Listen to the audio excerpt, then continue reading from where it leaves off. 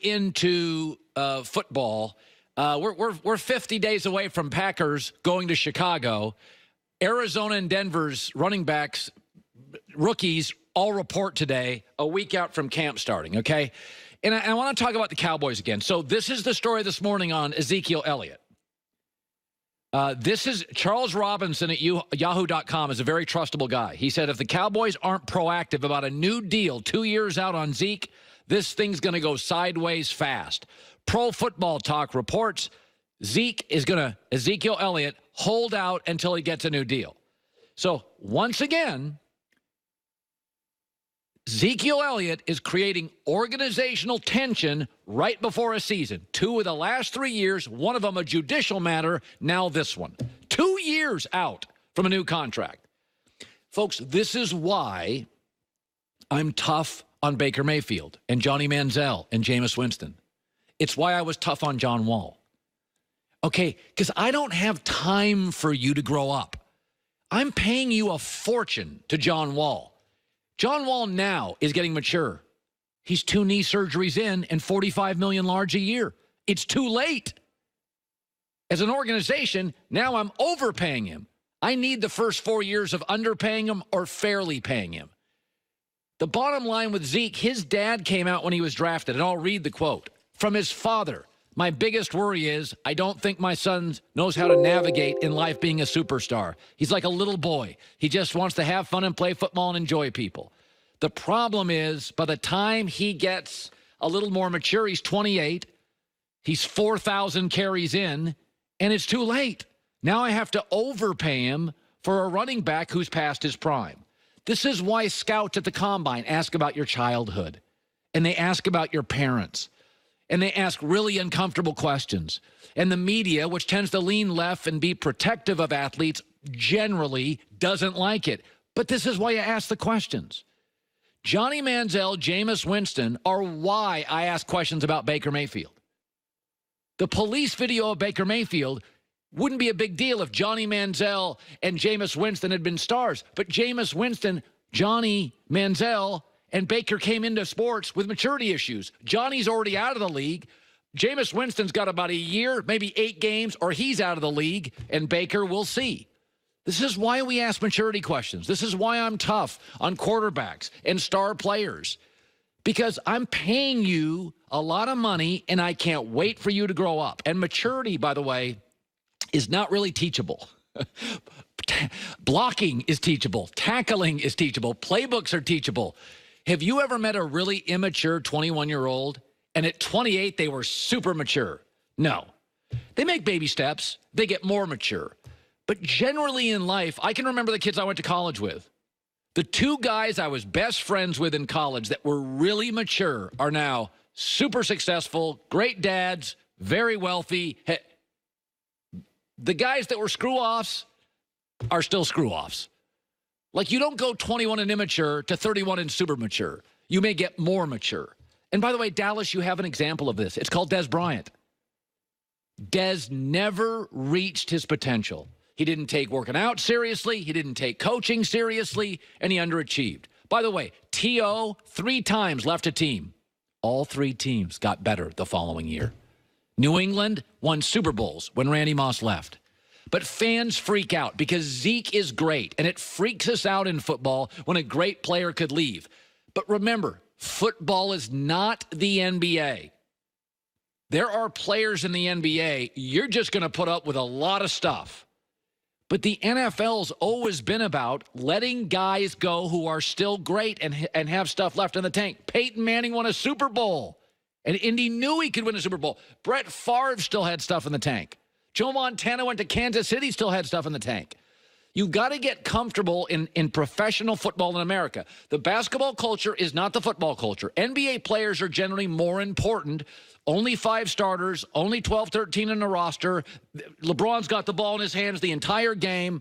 Zeke, what does he get? 18 carries? They have 69 plays. There's touchdowns the Cowboys have over the course of a season. He's not even on the field.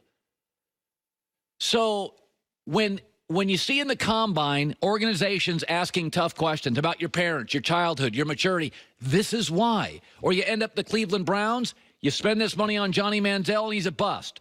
Or you spend a fortune on coaching and teaching Jameis Winston, and he massively underachieves.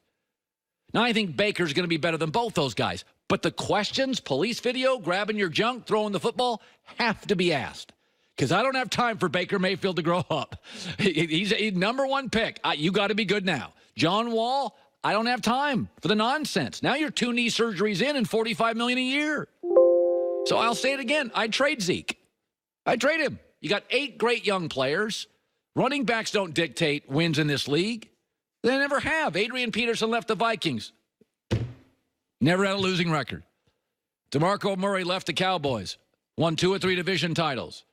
Le'Veon Bell left the Steelers. Number 4 in total offense. I'm just not putting up with this nonsense. Listen, have you ever worked? Forget football. Ask yourself this. Have you ever in college lived with somebody that was immature? Yeah, I had one of those. They suck the oxygen out of your apartment. Have you ever had somebody in your family that's immature? They suck the oxygen out of dinner. Have you ever worked with somebody that's in a locker room or in a cubicle space? They suck the oxygen. They create tension. Everybody walks on eggshells. This Dallas Cowboy team, these windows close real quick. You're in a division with Philadelphia, and I think Philadelphia's got a better GM than you. I think they got a better coach than you. I think they got a better quarterback than you. I think they have a better defensive line than you. Every little detail, Cowboy fans, every little detail is going to count. Okay, this is not a division with the Jacksonville Jags or the Detroit Lions. No. New England and Philadelphia right now are probably the 2 best-run football operations in America. So these little tensions, these little bubbles, this little immaturity, this little, oh, God, we got to worry about that thing instead of football and this thing instead of football, they will matter. This is Microsoft and Apple 15 years ago. Like, every inch counts for a foot. And I say it again. I know people freak out in football, but he's so great. Yeah, and for the second time in 3 years, you have organizational tension going right into a camp. Philadelphia doesn't. New England doesn't. Chicago doesn't. Rams don't. A lot of good teams in the NFC. Seattle doesn't. Dallas does. It's not the NBA. This is not the NBA. You put up with a lot more, you deal with a lot more, and you have to. And if you can't handle it, don't work in the NBA. That's the culture of basketball. Players matter more. From the AAU to the college to the pro level. They do. Get over it. In the NFL, they really don't. And you can move off players. T.O. 3 times. All teams got better. Des Bryant, Randy Moss. Teams get better. It's amazing. It's like this is the second time. 3 years. Nonsense. 2 years out. Dealing with this. Tedious. I want to go to this. So we are 50 days away from the start of the NFL season, Packers-Bears. But that's not really football. Today, Arizona and Denver rookies report. In a week, the camp start. And one of the reasons, I'm a huge college football fan. Joy and I both love college football. But over the last 4 or 5 years, people have said to me, you've reduced your college football talk. And I said, that's because hope left the building. I'm a big believer in hope. I want fan bases to be engaged. So the more of you that are engaged, the more I can talk about a sport. And aren't you all real happy about all the NBA parity? Isn't everybody telling me via Twitter, I love the NBA parity? Because next year, like 16 NBA teams, it was like hopeful. I mean, Utah has a realistic shot. Denver, Milwaukee, Philadelphia. By the way, Toronto was 17-5 without Kawhi. They'll make the playoffs. Indiana, Portland, Golden State, Houston, endless, Clippers, Lakers. And you're all right. You're all very, very viable. Even the teams in the NBA that aren't great, Sacramento, Pelicans, Dallas. So college football, the bubble in college football now of teams that can win the national championship is a 3-team bubble. Of 130 college football programs, Bama, Clemson, Georgia, that's it. They can win the national championship. They can go through their season, win a conference championship, and then win 2 games in the playoff. Now, I don't think there's much around that. I do think Michigan and Washington are very interesting. Very interesting. I think Oklahoma's always interesting, but it's a 3-team bubble. this is why the NFL is fantastic. And I was thinking this morning about, I always talk about these bubbles. Who's in the Super Bowl lead bubble? I think there's 6 teams in the NFL that should be favorites. Roster, coach, organizational, quarterback. And the 6 teams are New England, Kansas City, Indianapolis, Philadelphia, Rams, Chargers. I think that's the bubble. But in the NFL, I also think there are 11 teams that hover around the bubble. Now, they may need a fluke win. They may need a break in scheduling. They may need to stay healthier than other teams. I think they're Atlanta, Minnesota. Tennessee is my dark horse in the NFL this year, along with the 49ers. Tennessee was 9-7, 2 years in a row.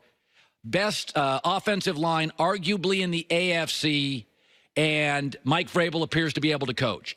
Pittsburgh, Saints, San Francisco's my second dark horse team. I think Kyle Shanahan's the next Belichick. Seattle, Chicago, Green Bay, Dallas, and Houston. Now, I think those teams can win a Super Bowl, but I do think they need a series of breaks. Their personnel's good enough to win. Unlike college football, their personnel's good enough to win. They may be not quite as good at head coach, or they've got a real hole. San Francisco secondary, Tennessee, Mariota. Can he ever stay healthy? Houston, God, I like the team. I hate the offensive line. Those are teams that need a break, need a fumble, need a fluke, need a call, need to stay healthier. Probably all those bubble teams need like 2 of their rookies to pop. Like they come in and you're like, oh, my God, we got a rookie here who may get Pro Bowl votes. But when you add that up, that's 17 of 32 NFL teams. That's called optimism. That's what everybody's excited about the NBA next year.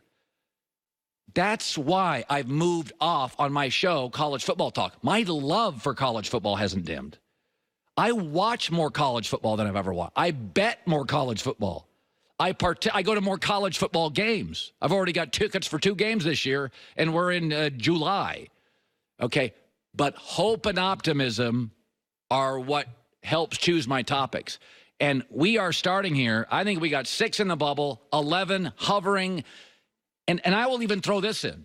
I think there's 5 other teams in the NFL that are talented enough that their fan base can lie to themselves that they think they can win the Super Bowl. I was just about to say, there's probably a couple teams who are a little angry right now. Okay, so there's 5 more. So now we're at like 22 of 32. Cleveland is too young to win a Super Bowl. The Jags are too Doug Marrone. The Jets have too many new pieces. Carolina's too inconsistent. And I do think the Ravens' ceiling is too low. But those teams are good enough at a bar, their fans could argue. I mean, Cleveland's got the players. But Jacksonville, by the way, sees too much of Andrew Luck and too much of Deshaun Watson. I don't think they're going to get out of their division. So now I got 6 Super Bowl, 11 bubble, and 5 who can argue about it at a sports bar. 6, 11, 17, 5, 22 of 32. That's called optimism. That's called hope. That's why, along with other reasons, the NFL continues to be king and why the NBA may have its best regular season in a decade next year. If you can go to a bar and argue you can win it, that is great for my business. 6 in the bubble, Chargers, Chiefs, Rams, Patriots, Philadelphia, Indy. 11 hovering the bubble. Atlanta, Minnesota, Tennessee, again, my dark horse, Pittsburgh, New Orleans, San Francisco, dark horse in the NFC, Seattle, Chicago, Green Bay, Dallas, Houston, and 5, you can have 2 Bud Lights and argue at a bar, you can win, but you're wrong. Cleveland, Jags, Jets, Carolina, and Baltimore. God, I love football. It's so close. This is so good. The weather starts changing in about 3 weeks. Coming up next, why the Miami Heat have to trade for Chris Paul. You have to. I know it sounds crazy, right? Counterintuitive. Chris Paul. Miami has to. And by the way, Oklahoma City has to. That's coming up. New research shows that hackers have a thing for the Internet of Things. The average U.S. household contains 17 of these kinds of smart devices. Printers. I got one of those at my house. I probably shouldn't tell you that. Smart TVs, IP phones. These are common targets where cyber criminals can remotely access them. Internet-connected security cameras account for almost half of the smart devices compromised by hackers. So many threats in today's connected world, and it takes one weak link for criminals to get in. And when personal info is exposed, that's where you get common identity theft. It's happened to me before. Good thing LifeLock Identity Theft Protections added the power of Norton Security. They see the threats you'd miss, and they prevent threats you couldn't.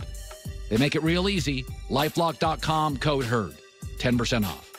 Or call 1-800-LifeLock, mention the promo code HERD, similarly 10% off your first year. LifeLock.com or 1-800-LifeLock. Hackers have on average, 17 devices to sneak into your home.